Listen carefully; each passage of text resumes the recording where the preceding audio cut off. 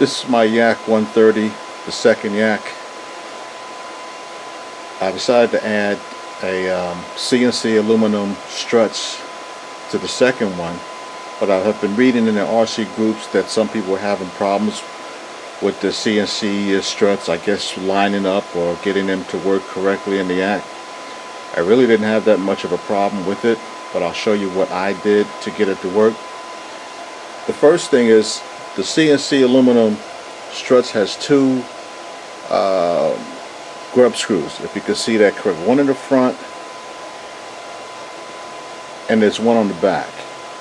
Okay, so what I did, first I'll just show you the retract working.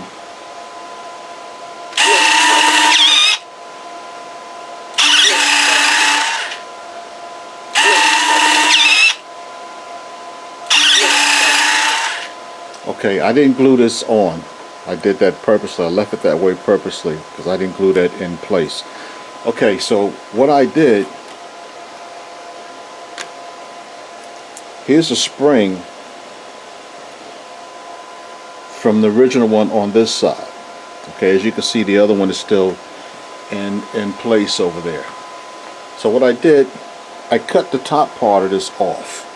So I didn't want to have to take the retract completely out to do that. I put a piece of tape over here so the fragments from when I used the Dremel cutoff saw, fragments wouldn't go down inside the retract. So anyway, I cut off the top part, and that gave me room to work down the bottom. I cut about this much off, about here, that's left of the original strut. There's about this much left in here because when this springs down, there's a rod moving inside here. So anyway, I cut about this much off. Then I just sat this CNC strut in here, angle it, and I lowered the gear up and down to see where the wheel was going to fall. It was originally hitting on the outside here, so I just adjusted it so that it falls in place. Once it was in place like this, just looked inside, see if there was enough clearance.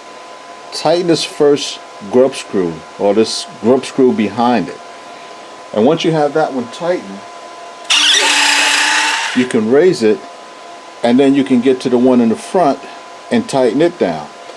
I didn't notch out a flat spot on this side. I may go ahead and do that. But right now it's not completely tight.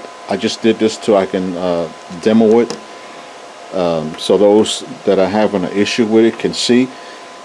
The other thing I had to do was on this plastic covering, I did have to trim a lot on this side here, because what was happening when the gear would come back up, it would hit in here and it would pull this up. So I had to trim a little bit of this plastic in here for it to work correctly. So once it's on, and once it gets tacked into place, as you've seen when I first raised, okay, when it gets tacked into place,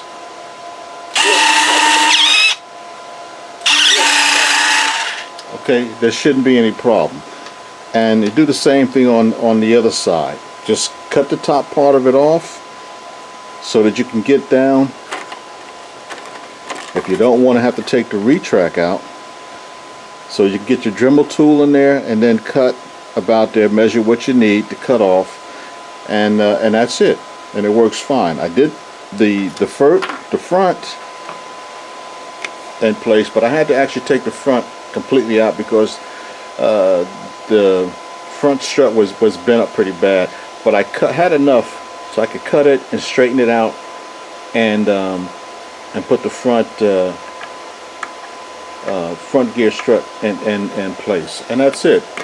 So for those that are having issues with it, this is what I've done so far. I'm going to do the other side the same way I've done this side, and there should be no problems.